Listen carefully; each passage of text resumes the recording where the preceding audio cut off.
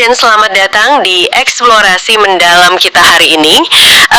Aku jujur antusias banget nih. Kelihatan sih dari raut wajahmu hari ini. Lebih semangat dari biasanya ya. Iya kan? Karena sesi kita hari ini tuh kerasa sedikit berbeda. Ini bukan sekedar membedah artikel biasa atau data yang kering gitu. Hari ini kita bakal masuk ke wilayah yang sangat personal. Sangat intim ya bahasanya. Betul. Coba bayangin kita lagi duduk bareng di kedai kopi yang tenang, di sudut ruangan yang nyaman, di luar lagi hujan rintik-rintik. Dan kita lagi membedah sebuah pesan khusus yang ditujukan langsung buat kamu. Ya, kamu yang lagi dengerin ini, khususnya buat kamu yang lahir dengan weton Rabu Legi. Suasana yang kamu gambarin itu pas banget buat topik kita. Soalnya gini, dalam hiruk pikuk kehidupan kita yang serba cepat ini, kita tuh sering banget kehilangan momen. Momen buat bener-bener duduk diem dan dengerin apa sih yang lagi terjadi di dalam diri kita sendiri. Bener banget, kita terlalu sibuk bertarung sama ekspektasi dunia luar ya. Tepat. Padahal kalau kita mau sedikit aja jujur sama diri sendiri, seringkali hambatan terbesar kita, tembok paling tebal yang nahan langkah kita, itu bukanlah keadaan di luar sana. Tapi yang ada di dalam kepala kita sendiri kan? 100% betul. Apa yang terjadi di pikiran kita lah penjaranya. Oke, mari kita bedah ini. Sumber materi yang bakal kita eksplorasi hari ini tuh asalnya dari sebuah bacaan kartu. Spesifiknya kartu tarot ya. Menarik. Iya, dan ini mengungkap dinamika pikiran, residu masa lalu yang mengendap, sampai peluang-peluang yang terlewatkan di depan mata. Jadi buat kamu yang Rabu Legi, ini adalah sebuah peta navigasi mental kamu. Sebuah panduan untuk ngenalin situasi psikologis saat ini. Nah, kita bakal buka lapis demi lapis pesannya. Siap ya? Kita mulai dari fondasinya nih. Pesan pertama yang muncul itu digambarin sama kartu Eight of Swords, tapi posisinya terbalik. Ini titik awal yang sangat bagus. Posisi kartu pertama itu selalu ngasih konteks utama, kayak state of mind atau kondisi mental seseorang saat ini tuh lagi gimana. Betul, dan buat kamu yang mungkin belum pernah lihat visualisasi kartunya, biar aku gambarin sedikit ya. Kartu Eight of Swords itu secara klasik gambarnya ada seorang wanita yang berdiri sendirian. Matanya ditutup kain biasanya. Nah iya, matanya ditutup kain, tubuhnya diikat, terus dia dikelilingi 8 pedang yang nancap di tanah. Kayak mengurung dia gitu. Kelihatannya mengerikan kan? Sangat intimidatif. Tapi karena posisi kartu ini terbalik, maknanya jadi berubah total. Ikatan di tubuh wanita itu mulai melonggar. Kain penutup matanya pelan-pelan terlepas.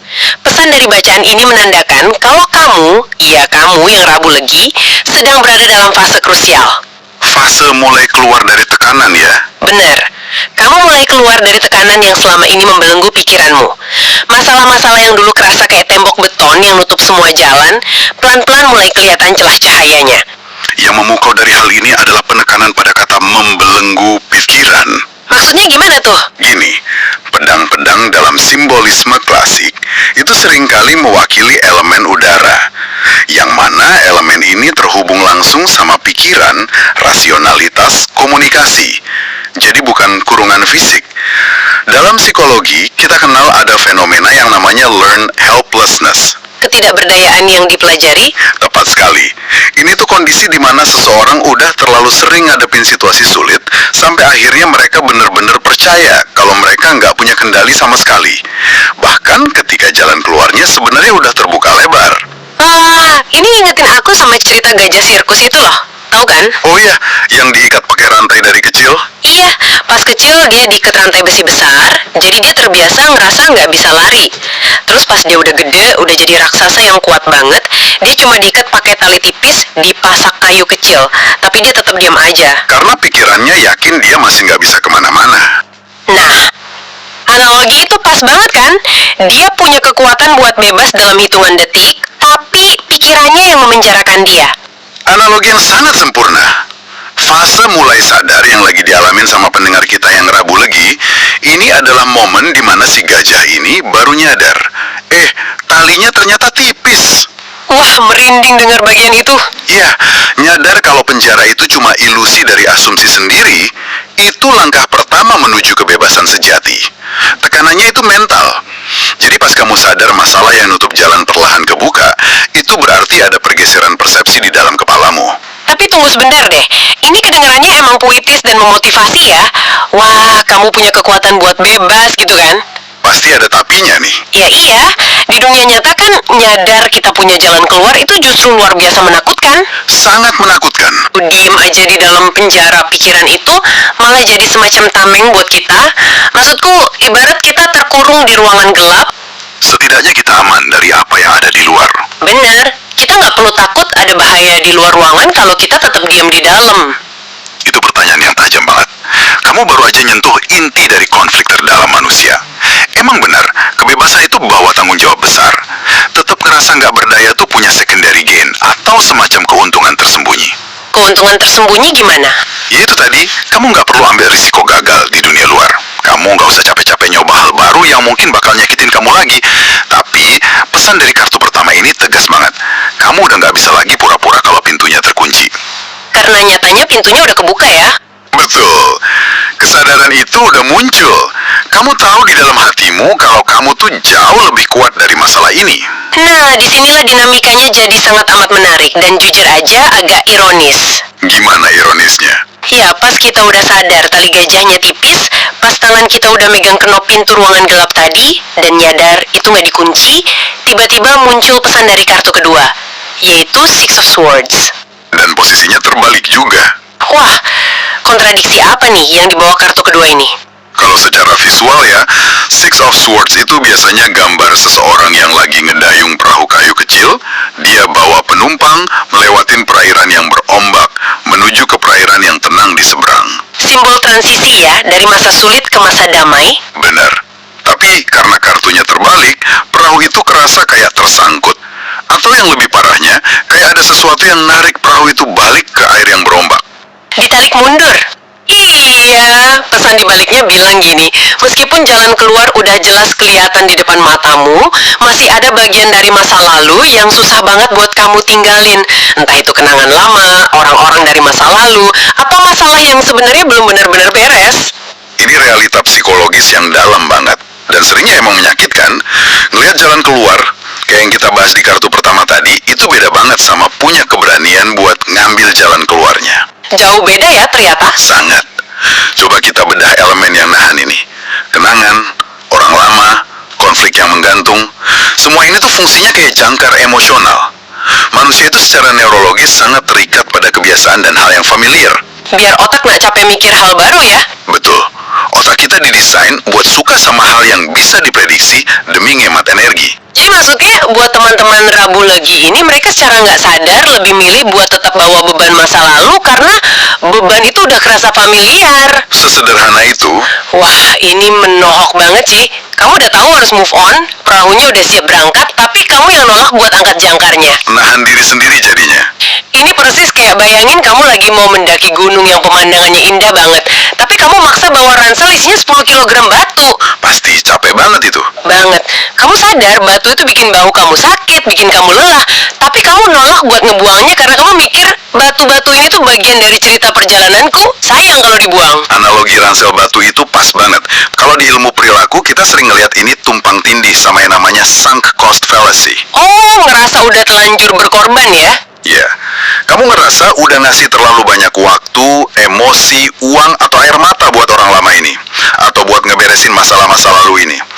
Kalau kamu lupasin sekarang, itu rasanya kayak ngelakuin kalau semua rasa sakit kamu kemarin itu sia-sia. Ah, gengsi emosional jatuhnya ya. Bisa dibilang gitu. Apalagi pendengar kita ini mungkin punya karakter yang terbiasa mikul tanggung jawab. Atau punya loyalitas yang terlalu dalam. Masa depan di perairan tenang itu kan penuh ketidakpastian. Sedangkan rasa sakit di masa lalu, Itu teman lama yang udah kita hafal cara ngadepinnya. nah itu dia. Kamu udah ahli menahan rasa sakit itu. Tapi kan kalau kita nolak buang batu di ransel itu, proses mendakinya bakal berasa kayak siksaan terus. Bukannya memori masa lalu itu emang penting ya buat pelajaran? Terus di mana sih batasnya antara sekedar belajar dari masa lalu sama disandera oleh masa lalu? Batasnya itu jelas ada di gimana hal itu ngaruh ke masa kinimu. Kalau kamu belajar dari masa lalu berarti kamu ambil hikmahnya, jadiin itu kompas, terus kamu melangkah maju dengan tangan kosong dan pikiran yang jernih. Bebas dari beban. Betul. Sedangkan di sandera masa lalu, kayak perahu yang terbalik tadi, kamu nggak bisa maju. Residu masalah yang belum selesai ini tuh kayak lintah. Lintah yang nyedot darah kita. Nyedot energi mentalmu tiap hari. Kamu nggak bakal bisa benar-benar hadir di hari ini, di masa kini, kalau 50% kapasitas otakmu itu masih sibuk ngerjain masalah dari masa lalu. Waduh, ini kayak aplikasi smartphone yang jalan terus di background dong. Layarnya sih mati, tapi baterainya tetap kesedot sampai habis. Metafora yang brilian? Iya, persis kayak aplikasi di background itu. Pantesan. Dan efek kehabisan mentalnya ini, efek dari kita yang enggan melepas masa lalu tadi, ternyata tergambar jelas banget di pesan ketiga. Ini bagian yang menurutku lumayan bikin gregetan sih. Gregetan gimana? Kartu apa yang keluar? Kartu Four of Cups. Ah, Four of Cups. Iya. Coba ceritain detail gambarnya. Visualnya tuh deskriptif banget. Ada seorang pemuda, dia lagi duduk bersila di bawah pohon, tangannya disilang di dada, terus wajahnya tuh cemberut atau kelihatan bosen banget lah pokoknya. Apatis ya wajahnya. Iya, apatis. Terus di depannya ada 3 cangkir berjejer di rumput, dan dia cuma natap 3 cangkir itu dengan tatapan kosong, hampa gitu. Padahal ada 1 cangkir lagi kan biasanya. Nah, itu tepat di sebelahnya ada sebuah tangan misterius yang muncul dari awan.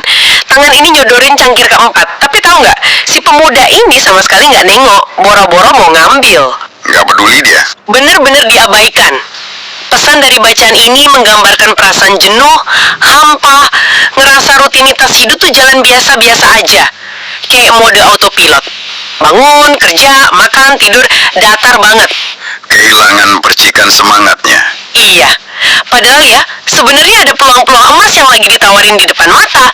Cangkir keempat itu loh. Tapi kamu belum benar-benar bisa melihatnya. Kalau kita hubungin titik-titiknya, ini tuh bener-bener efek domino yang brutal, tapi sangat logis dari situasi sebelumnya. Masuk akal banget nyambungnya. Mari kita urutin ya. Di fase kedua tadi, pikiranmu sibuk genggam erat-erat kenangan masa lalu. Nahan beban ransel batu, ngelawan arus perahu biar nggak maju. Itu tuh butuh kalori emosional yang masif banget loh. Menguras tenaga? Sangat. Ketika seluruh energimu udah habis dipakai buat meratapi hal-hal yang ada di belakangmu, apa yang terjadi sama kehidupanmu hari ini?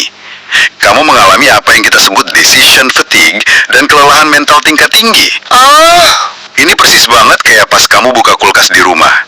Kulkasnya tuh sebenarnya penuh bahan makanan, tapi kamu berdiri aja di depan pintu kulkas sambil ngeluh, aduh nggak ada makanan sama sekali nih. cuma bengong di depan kulkas. Iya, padahal telurnya ada, sayurnya numpuk, peluang buat bikin makanannya tuh ada.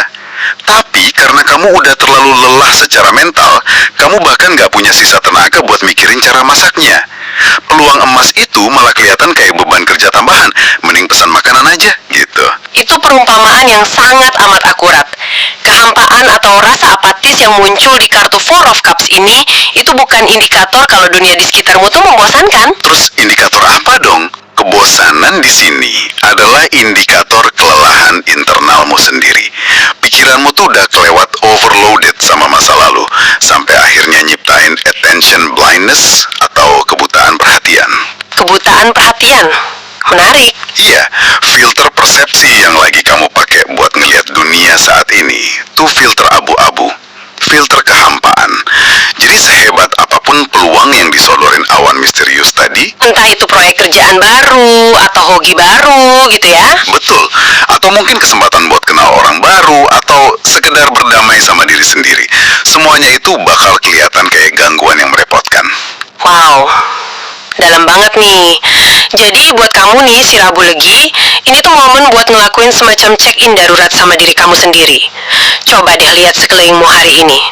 Rutinitas yang kamu anggap datar dan ngebosenin itu jangan-jangan lagi nyembunyiin cangkir keempat yang selama ini kamu acuhin. Sangat mungkin ada peluang di sana. Bukan, tapi karena energi mentalmu udah habis kerampok buat jaga museum masa lalu. Jaga museum masa lalu, pilihan kata yang luar biasa. Dan ini loh yang ngebedain antara orang yang cuma sekedar bertahan hidup sama orang yang benar-benar hidup. Gimana tuh bedanya? Bertahan hidup itu ya kayak pemuda yang duduk di bawah pohon dengan tangan bersilang tadi, cuma pasrah.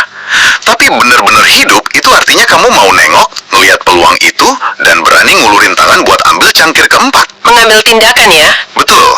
Tapi pertanyaannya, apa sih yang biasanya menghalangi seseorang di titik ini?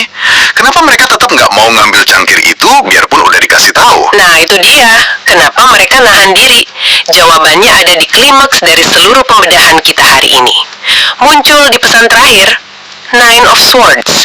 Ini dia sang penjara pikiran yang sesungguhnya. Boleh ceritain visualnya? Kartu ini kan biasanya bawa aura emosional yang lumayan berat ya. Sangat berat. Gambarnya itu seseorang yang terbangun di tempat tidurnya di tengah malam yang gelap gulita. Dia duduk, nutup wajahnya pakai kedua telapak tangan. Kelihatan frustrasi dan ketakutan banget. Nahan kecemasan ya. Iya, dan di dinding hitam di belakangnya menggantung 9 bilah pedang tajam. Posisinya mendatar bertumpuk itu, seakan-akan siap jatuh dan nusuk dia. Pesan dari bacaan ini spesifik banget. Ini ngomongin soal overthinking level maksimal. Pikiran yang terlalu penuh kekhawatiran. Terutama di malam hari, kamu dihantui sama ketakutan soal masa depan dan kecemasan luar biasa tentang keputusan-keputusan yang harus kamu ambil. Visual yang sangat mewakili pengalaman universal kita semua. Jam 2 pagi, lampu udah dimatiin, suasana hening. Kalau kita analisis, kenapa sih overthinking ini seringnya memuncak di malam hari? Jawabannya itu sangat neurobiologis.